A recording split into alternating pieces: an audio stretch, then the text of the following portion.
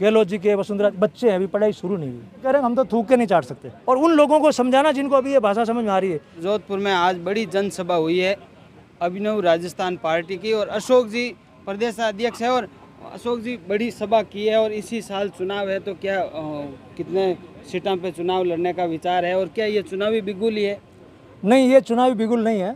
चुनावों के बारे में हम लोग जून में सोचेंगे। आज तो हम विशेष रूप से भगत सिंह जी का बलिदान दिवस मनाने के लिए आए हैं। ये काम हम हर साल करते हैं, और भगत सिंह जी का जो नारा है कि शोषण से मुक्ति होनी चाहिए, उसके लिए हम पहले से ही काम कर रहे हैं। चाहे वो किसान का शोषण हो, चाहे वो युवाओं का शोषण हो, गरीबों का शोषण हो, उसके लिए हम लोग काम करते रहते हैं कि ये शोषण रुके, और उस सपने को पूरा करने के लिए हम लोग जी रहे हैं। तो ये जो कार्यक्रम है मूल रूप से आज भगत सिंह जी को समर्पित था। चुनावों के बारे में हम लोग जून के बाद में सोचा है। पिछली बार हमने चुनाव लड़ा था, लगभग 100 जगह पे हम लोग खड़े थे, और हमने हमारी नीतियों को 22,000 गाँव में पहुँचाया है। इस बार भी हम लोग चुनाव में उतरेंगे, लेकिन उसकी पूरी योजना हम लोग जून में डिक्लेयर करेंगे। 2018 में जब चुनाव हुए तो आपकी पार्टी का एक अलग मिशन था कि स्टाम्प के ऊपर लिख के जो आपने घोषणाएं की थी, तो क्या उद्देश्य अलग पार्टियों से ये हटके उद्देश्य? ये उद्देश्य इसलिए है कि सभी पार्टियां बिना तैयारी के चुनाव में उतरती है। उनको पता भी नहीं है कि राजस्थान का बजट कितने रुपए का है। अब 3 लाख का बजट है और वो घोषणाएं 10 लाख करोड़ की कर देते हैं, उनसे वो कभी पूरी होती नहीं है, तो लोगों को निराश करते हैं। हम लोग वही घोषणाएँ कर रहे हैं जो 3 लाख करोड़ में पूरी हो सकती है, और उसका हम पूरा लिखित में देंगे। इस बार भी हम लोग स्टाम्प पे लिख के देंगे, और पक्का देंगे कि अगर हम ये काम नहीं करते हैं तो हमारे खिलाफ कोई भी व्यक्ति कोर्ट में जाके मुकदमा कर दे कि हम लोगों ने धोखा दिया। अमूमन जब पार्टियां खड़ी होती है तो वो जनता की भावनाओं के साथ या मतलब इस प्रकार के मुद्दे लेके खड़ी होती है जो जनता के अंदर मतलब चर्चित मुद्दे रहते हैं, और जब वो पार्टियां स्टेबल हो जाती है तो उन मुद्दों से अपना जो रास्ता वो छोड़ देती है। वो इस कारण से हो जाती है कि जैसे कोई पार्टी कह देती है कि हम सारे बेरोजगारों को भत्ते देंगे। अब उनको ये पता नहीं बेरोजगार कितने हैं और आप कितने रुपए का भत्ता दोगे, और आपके पास बजट में पैसे कहाँ हैं। आज की हालत ये है कि राजस्थान की सरकार उधार पैसे ले लेके पुल बना रही है, उधार पैसे लेके सड़कें बना रही है, पानी की पाइपलाइन बिछा रही है। हमारे पास पैसे तो है ही नहीं, हम देंगे कहाँ से। आज राजस्थान के किसानों का कर्ज है 1 लाख करोड़ रुपया। आप सोचें 3 लाख करोड़ का तो हमारा बजट ही है, और उसमें से हमको तनख्वाह देनी है, पहले से जो उधार ले रखा है उसका ब्याज देना है। आप 1 लाख करोड़ कैसे माफ़ कर दोगे? अब मैं बोल दूंगा फिर मैं हैं करके खड़ा हो जाऊंगा। तो हम लोग अभिनव राजस्थान पार्टी के लोग ऐसा कभी नहीं कर सकते। हम ये कह रहे हैं हम तो थूक के नहीं चाट सकते, हम बात वही कहेंगे जो हो सकती है। और जनता आप पर ये ट्रस्ट क्यों करे? मैं वही कह रहा हूँ, जनता को हम पर ट्रस्ट करना सीखो। जिन पे आपने ट्रस्ट किया उससे धोखा हुआ है, तो मान लो वो लोग आपको छलावा कर रहे हैं आपके साथ में। कल को मैं ये कह दूंगा राजस्थान का सारा टोल माफ़ कर दूंगा, तो मुझे गिनती करनी पड़ेगी कि टोल कितना लग रहा है, जो टोल कंपनियों के साथ मेरा कॉन्ट्रैक्ट है उनको वापस कितना पैसा देना होगा। हम लोग पढ़े लिखे लोग हैं, हम लोग बहुत सोच समझ के बात करते हैं। ऐसे नहीं कि पहले एक बार चुनाव के लिए बोल दें और फिर मुंह फेर के कह देंगे हमने तो ऐसे ही कह दिया। पार्टी के प्रमुख एजेंडा क्या है? हमारी पार्टी के 3 एजेंडे हैं। पहली बात, राजस्थान के किसी भी दफ्तर में कोई सामान्य नागरिक जाता है उसका मान सम्मान होना चाहिए और उसका काम तुरंत होना चाहिए। अगर ये नहीं होता है तो ये लोकतंत्र है ही नहीं, ये ढोंग तंत्र है जिससे हमको मूर्ख बनाया जा रहा है। जब लोक का तंत्र ही नहीं है, जब मेरा कोई काम नहीं हो रहा, मेरी इज्जत नहीं है, किस प्रकार का तंत्र है? दूसरी बात, राजस्थान के लोगों की आमदनी बढ़नी चाहिए। ये आमदनी कम होने के कारण से आज हमारे 60 से 70 लाख लोग राजस्थान से बाहर रहते हैं। हमारे युवा, आप तो मिलके भी आए होंगे, युवा बाहर रहते हैं, एक एक कमरे में 6-6 जने रहते हैं, अपने बीवी बच्चों को छोड़ के, माँ बाप को छोड़ के रहते हैं। तो उसका क्या फ़ायदा? 60-70 लाख लोग महाराष्ट्र के, गुजरात के राजस्थान में नहीं रहते, तो ये क्यों रह रहे हैं? तीसरी बात, हमको सारी सुविधाएं चाहिए, पढ़ाई लिखाई की सुविधाएं बेहतर चाहिए, शिक्षा की सुविधा, सड़क की सुविधा, जिसके लिए हम लोग टैक्स देते हैं। अब हुआ ये कि हम जिसके लिए टैक्स देते हैं उससे वो सुविधाएं हमको मिलती नहीं। हम टैक्स देते हैं शिक्षा के लिए, अच्छी शिक्षा चाहिए, प्राइवेट स्कूल में जाओ, फिर वो टैक्स मैंने किसके लिए दिया था? आपने सड़क के लिए टैक्स दिया, ठीक सड़क पे जाते हुए टोल लाओ, मैंने टैक्स किसके लिए दिया था? टैक्स का और सुविधा का संबंध कट हो गया। अभिनव राजस्थान में उसको वापस जोड़ देंगे। इतने रुपए तो आपने हमको दिए और इसकी ये सुविधा, जैसे आपने मुझे गौशाला के लिए रुपए दिए, तो ये देखो ये आपकी गायें खड़ी और ये आपकी गौशाला खड़ी, तो आपको लगेगा पैसा दिया उसका कोई अर्थ निकला। इस हिंदुस्तान और राजस्थान की सरकारों ने टैक्स और सुविधा का कनेक्शन कट कर दिया और मूर्ख बना रहे। हम उसको वापस जोड़ना चाहते हैं। आज जिस हिसाब से लोग आपकी जोधपुर की जनसभा में उमड़े हैं, तो आपको क्या ये अविश्वास हो रहा है कि आपके संगठन से ये सारे लोग आपकी विचारधारा से जुड़ रहे हैं? आपको आपके सामने मैंने इनको आज कहा है कि अगर इनकी आत्मा जग जाए और हमारे साथ ये आना चाहें तो आ जाएं। बहुत सारे लोग तो पहले से जुड़े हुए हैं, नए लोग आए हैं और अब लगातार हमारे साथ नए लोग जुड़ रहे हैं। आज की हमारी सभा ये थी कि हम अपनी ऊर्जा को संगठित करें और हमारी आत्मा से पूछेंगे हम लोग इस प्रकार का राजस्थान चाहते हैं क्या। आपके पार्टी का एक ये भी मिशन है कि हो उलड़ नहीं करके हम काम करें, तो इसके पीछे कार्यकर्ताओं को कैसे तैयार करते हैं? ये अनुशासित कार्यकर्ता है, अनुशासित कार्यकर्ता है। हो उल्लड़ इसलिए नहीं करते कि हम किसको ताकत दिखा रहे हैं। हम ये जोर जोर से जिंदाबाद लगाएं या मेरा जिंदाबाद लगाएं तो मैं किसको अपनी ताकत दिखाना चाहता हूँ? हम तो जनता की ताकत बनाना चाहते हैं। ताकत क्या फलीभूत होगी, क्योंकि जो लोग हो उल्लड़ से ही मानने की आदत पड़ गई है। मैंने अभी तक देखा ही नहीं है कि जिन लोगों ने हो उल्लड़ किया है वो 4-5 सीट से ज्यादा कोई जीत पाए। सीट की बात नहीं कर रहा, मतलब मुझे आप राजस्थान के मुख्यमंत्री अशोक गहलोत आज मुख्यमंत्री तीसरी बार है, आपने देखा उनको कहीं पे रोड पे हा उल्लड़ करते हुए? आपने अभी मेमोरी में कभी आता है क्या? अब कभी उन्होंने इकट्ठा नहीं किया, ना उन्होंने अपनी जाति के लोगों को इकट्ठा किया, ना उन्होंने कार्यकर्ताओं को कहा कि ये तोड़ दो, टायर जला दो। टायर जलाए उन्होंने कभी? अशोक गहलोत को नहीं देखा आपने? लेकिन सर जैसे कोई बिल है या कोई अपने जैसे संप्रदाय जो अपना पक्ष और हक के लिए लड़ाई लड़ते हैं, अगर मैं गुजर आंदोलन की बात करूं तो गुजर आंदोलन शांतिपूर्ण तरीके से बहुत दिन चला, लेकिन उसके ऊपर सरकार ने कोई एक्शन नहीं लिया। जैसे ही गुजर आंदोलन पटड़ी पे गया, कोई एक्शन नहीं लिया। जैसे ही पटड़ियाँ जाम हुई तो उस गुजरों से बात भी हुई और उनको उनका जो आंदोलन और उनकी जो मांगे थी वो भी कुछ हद तक मानी गई। तो ये जो आदत पड़ी हुई है सरकार को किसी भी काम को मानने की या उसका मापदंड तय करने की, हो हुल्लड़ से ही मापदंड तय करते हैं, क्या वो सरकारें इन चीज़ों को बगैर हो हुल्लड़ के मानने को तैयार होगी? मान सकती है। ये सरकारें क्या करती है कि घटना घटने के बाद में रोना रोती है। जैसे अभी पंजाब में घटना घटी, अब वो जो भी था व्यक्ति सबके सामने था, ना उससे कभी किसी ने बात की, ना पॉजिटिव बात की, ना नेगेटिव बात की। जब मामला इतना बढ़ गया उस समय आप जाके अटैक करते हो। तो हमने कश्मीर की, पंजाब की या ये गुर्जर आंदोलन की समस्याएं सरकारों ने खुद ने खड़ी की है। आप उनसे बात कर सकते थे, गोली चलाने की क्या जरूरत थी? आपने गढ़साना में गोली चलाई, आपने टोंक में गोली चलाई, किसान थे, पानी की बात कर रहे थे, आप उनके साथ बैठते। आप बार बार ये अगर हम बात नहीं करेंगे, 5 लोग आ जाओ, 2 लोग आ जाओ, वहाँ आ जाओ, तो आप सरकार उनकी तो हो, उनके पास जाके बैठो ना, डरते काहे को? उनसे बात करो। और हमारे लोग गलत डिमांड काहे को करेंगे? वो कल को कहाँ कह देंगे गंगा नदी का पानी राजस्थान में लेकर आ जाओ? कोई नहीं बोलेगा। ये लोग क्या करते हैं कि अपने सरकारी अहंकार के अंदर उनसे बात नहीं करते, उनके साथ बैठ के चर्चा नहीं करते, फिर वो गलतफहमी बढ़ती है और ये उस पॉइंट पे ले जाते हैं कि जहाँ पे लास्ट में ना उनको विश्वास होता ना इनको होता, लड़ाई हो जाती है। आप ऐसे कोई उदाहरण बताओ कि आपकी पार्टी ने वो एजेंडा लिया और आज जनता को लाभ मिला है। फसल बीमा योजना हमारा सबसे बड़ा एजेंडा है जिस पर हमने काम किया है। राजस्थान के किसानों को पहली बार फसल बीमा योजना क्या होती है, उसका कैसे फ़ायदा उठाना और बेमौसम की बरसात से नहीं डरना, ये अभिनव राजस्थान पार्टी ने पहली बार बताया है।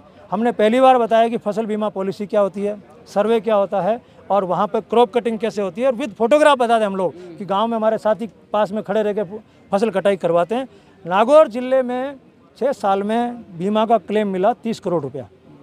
अभिनव राजस्थान पार्टी की मेहनत से क्लेम गया 280 करोड़ रुपया।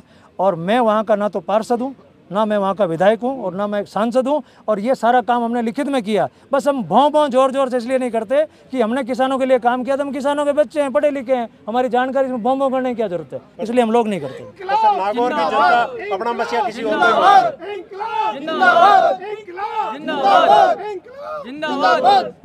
को नागौर की जनता किसान जो है अपना मसीहा किसी और को। देखो कोई आदमी पॉपुलर है तो कुछ तो उसके अंदर खास बात है ही, ये नहीं कह सकते तो, लेकिन काम करने के तरीके अलग अलग हैं। एक आदमी मान लो पुलिस में काम करता है, एक आदमी PWD में काम करता है, कोई किसी में काम करता है, सब अपने अपने क्षेत्र में अच्छा काम करते हैं, इसीलिए लोकप्रिय होते हैं। आज हम लोग अपना काम कर रहे हैं, वो लोग अपना काम कर रहे हैं, उनकी लोकप्रियता अलग ढंग की है, हमारी लोकप्रियता अलग ढंग की है। 5 भाई भी होते हैं, एक नेचर के नहीं होते। एक भाई होता है जो थोड़ा शालीन स्वभाव से बात करता है, एक उग्र स्वभाव से बात करता है, और लोगों को सारे ही भाई पसंद आते हैं, ऐसा नहीं। तो ये 2023 की पूरी तैयारी कह सकते हैं अभिनव पार्टी की। देखिए चुनाव हमने पिछला लड़ रखा था, हमें पता है चुनाव कैसे जीते जाते हैं और कैसे चुनाव में तैयारी की जाती है। हम लोगों को पुराना अनुभव है और हमारे खूब 100 कैंडिडेट खड़े हुए तो कोई कम बात नहीं होती। आपको ताजुब होगा कि गंगानगर का लास्ट पॉइंट से लेके बांसवाड़ा के लास्ट पॉइंट तक और इधर बाड़मेर के पॉइंट से बहरोड तक हमारे कैंडिडेट खड़े थे और 22,000 गाँव हम लोग पहुँचे थे। हमने समझा था कि लोगों को क्या चाहिए, लोग वोट क्यों देंगे, उस पर हम लोग इन दिनों में काम कर रहे हैं और जून तक आते आते हम लोगों की अपेक्षाओं को और उस वोट को आपस में मिला देंगे। कितने सीटों पे चुनाव लड़ने का? अब तो हम सारी सीटों में चुनाव, पिछली बार हमने सब जगह चुनाव लड़ा तो पूरा राजस्थान लड़ना ही। मैंने आपको कहा ना, बांसवाड़ा के कुशलगढ़ में हमारा उम्मीदवार था और गंगानगर के सादुल शहर में हमारा उम्मीदवार था, बहरोड में उम्मीदवार था और शिव बाड़मेर में हमारा उम्मीदवार था, और सारे प्यारे प्यारे उम्मीदवार थे। उम्मीदवार भी ऐसे थे समाज के ब्रिलियंट लोग, ऐसे ऐसे लोग जिनको देख के आप सोचोगे हाँ हमारा MLA ऐसा होना चाहिए, और अब लोग रोते भी उनको देख के, यार वो MLA होता है कितना बढ़िया होता है। आपका पार्टी का एजेंडा भी अलग है, तो आप बताओ उम्मीदवार में कैसे गुण होने चाहिए? हमारा उम्मीदवार हमारी पार्टी जैसा ही होना चाहिए, जो कहे वो करे और उसको वही कहना चाहिए जो वो कर सकता है। तो वो चीज़ें उसको करनी पड़ेगी, जनता के बीच में रहना पड़ेगा। हमारा MLA अगर 3 लाख रुपए लेता है सरकार से सुविधाओं के नाम पे, तो उसको 15 दिन लोगों के बीच में रहना ही पड़ेगा। जनता को लोग उसके गेट पे नहीं जाएंगे। जनता को कैसे विश्वास दिलाओगे कि जो आप कहोगे वो करोगे? देखिए लिख के देंगे हम लोग, स्टाम्प पे पिछली बार भी लिख के दिया था, इस बार भी देंगे। कई लोगों ने हमारा मजाक उड़ाया क्योंकि दूसरी पार्टियां देना नहीं चाहती, तो वो कह रहे हैं स्टाम्प पे लिख के देने से क्या होता है। तो हमने उनको कहा कि आपका घर हमारा नाम लिख दो स्टाम्प पे, कुछ होता तो है नहीं, आप तो लिख दो, हमारे को पकड़ा दो कागज, कुछ नहीं होता। तो जब मैं स्टाम्प पे लिख के दे रहा हूँ आपको कि मैं मुख्यमंत्री के रूप में हवाई जहाज़ का, हेलीकॉप्टर का उपयोग नहीं करूँगा, और ये मैंने आपको लिख के दे दिया। अब कल को मैं हेलीकॉप्टर में घूम रहा हूँ, क्योंकि हमने वादा कर रखा कि हमारे उसमें हेलीकॉप्टर जो हैं वो जनता के इमरजेंसी के इलाज के लिए काम आएंगे, या कहीं पे आग लग गई उसके लिए काम आएंगे, लॉ एंड ऑर्डर में काम आएंगे। हमारे अभिनव राजस्थान में मुख्यमंत्री हवाई जहाज हेलीकॉप्टर नहीं घूमेगा, क्योंकि ऐसी कोई इमरजेंसी नहीं है। आज मान लो जोधपुर से जयपुर किसी को आना है, जयपुर जोधपुर जाना, ट्रेन में आराम से चला जाए, उसके ऐसे कौन से पंख लगे हुए हैं। तो अगर हमने ऐसा कहा है और कल को हम लोग उसमें घूमते दिखाई दें, आप कोर्ट में जाकर क्या कहोगे कि मैंने इस पर विश्वास करके वोट दे दिया, आप लगाओगे 420 का मुकदमा। ये 420 ही हो गई साहब, ये लिखित में दिया हुआ, साइन किया हुआ इनके, मुश्किल नहीं हो जाएगी मेरे को, बहुत ज़्यादा हो जाएगी। लेकिन ये पार्टियां जो है ना, ये पार्टियां इसलिए बच रही है इन वादों से, उनको पता जब तक मूर्ख बन रहे हैं लोग बाग, उनको मूर्ख बनाओ और राज में आ जाओ। और वो हमेशा आपको यही कहते हैं, गलत बातें बोलते हैं। राजस्थान में गहलोत सरकार, राजस्थान वसुंधरा सरकार, ये अनकॉन्स्टिट्यूशनल है, ये संविधान के खिलाफ है। संविधान में कहीं नहीं लिखा किसी व्यक्ति की सरकार, किसी पार्टी की सरकार, संविधान में लिखा राजस्थान सरकार, केंद्र सरकार। अगर कोई गलत वर्ड यूज़ करता है मीडिया में भी, गहलोत सरकार ने निर्णय लिया, गहलोत सरकार थोड़ी, वो मान सिंह सरकार हुआ करती थी, वो जय सिंह सरकार हुआ करती थी। अब गहलोत सरकार कौन सा वर्ड कहाँ से लेकर आ गए? अब तो सरकार जनता की है, राजस्थान सरकार है। हम लोग भी क्या इतने साल गुलाम रहे ना, तो हमारे मन में अभी इनके अंदर वही वो दिखते हैं। राजस्थान में 19 जिले बने अभी लेटेस्ट में, उनके बारे में आपको क्या कहना है? देखिए मुझे अच्छा लगा था, हम लोगों ने जो हमारा 2018 का घोषणा पत्र है उसमें हमने स्पष्ट लिखा था 11 संभाग होंगे, 55 जिले होंगे। आप कभी भी देख सकते हैं हमारी बात हर लिखित में, हमने कहा था अभिनव राजस्थान में 11 संभाग और 55 जिले ऐसे होंगे। ये हमने ये जिलों की रचना करी थी। हमें अच्छा लगा कि ये छोटी यूनिट बना रहे हैं, लेकिन इन्होंने थोड़ी मजाक कर दिया, मजाक बचकानी कर दी। ऐसे भी हो सकता है आपकी सलाह मान ले। नहीं, हमारी सलाह नहीं मानी उन्होंने। लेकिन ये बात है कि हमारा जो घोषणा पत्र है, हमारा जो पूरा दायरा लिखा हुआ है, उसको ये लोग चोरी करते हैं, चोरी करके कहीं ना कहीं फंस जाते हैं। जैसे हम लोगों ने ये कहा था कि अभिनव राजस्थान में जितने भी स्टूडेंट्स कॉलेज में पढ़ेंगे, अभी 11 लाख स्टूडेंट्स हैं, उनको हर महीने 5,000 रुपये मिलेगा स्टूडेंट को। वो जब फर्स्ट ईयर में आएगा तब से लेके ग्रेजुएशन तक उसको 5,000 रुपये मिलेंगे। वो टोटल 5,000 करोड़ रुपए का खर्चा, हमने ऐसा हिसाब लगाया था। उसकी एवज में उसको जनता का कोई काम करना पड़ेगा। तो स्टूडेंट की यानी अर्निंग बाय लर्निंग, ये हमने स्कीम बनाई थी। और इन्होंने क्या किया, इन्होंने कहा कि जो बेरोजगारी भत्ता पहले तो सबको देंगे, फिर सबको दे नहीं पाए तो अब उनको देंगे जो काम करेंगे। अब काम क्या करेंगे उनको नहीं पता, काम क्या करेंगे। हमारे पास तो पूरा तकमीना है कि वो स्टूडेंट काम क्या करेगा, कौन से बाग का ध्यान रखेगा, कौन से हॉस्पिटल का ध्यान रखेगा, कौन से बस स्टैंड का ध्यान रखेगा। हमारी तो पूरी डिटेल योजना है। हमारी सारी योजनाएं इतनी ज़्यादा डिटेल में है कि राजस्थान का सचिवालय तो उनके आसपास पहुंच नहीं सकता। टारगेट हमारा यही है कि आपका फ़ोन चलना चाहिए। आपने फ़ोन किया, एम्बुलेंस खड़ी होनी चाहिए, आपने फ़ोन किया, पुलिस की गाड़ी खड़ी होनी चाहिए, क्योंकि आप सर्वे सर्वा। हम ये थोड़ी कह रहे हैं बाद में हमारा फ़ोन चलेगा, हमारा चलेगा तो फिर फ़र्क क्या है?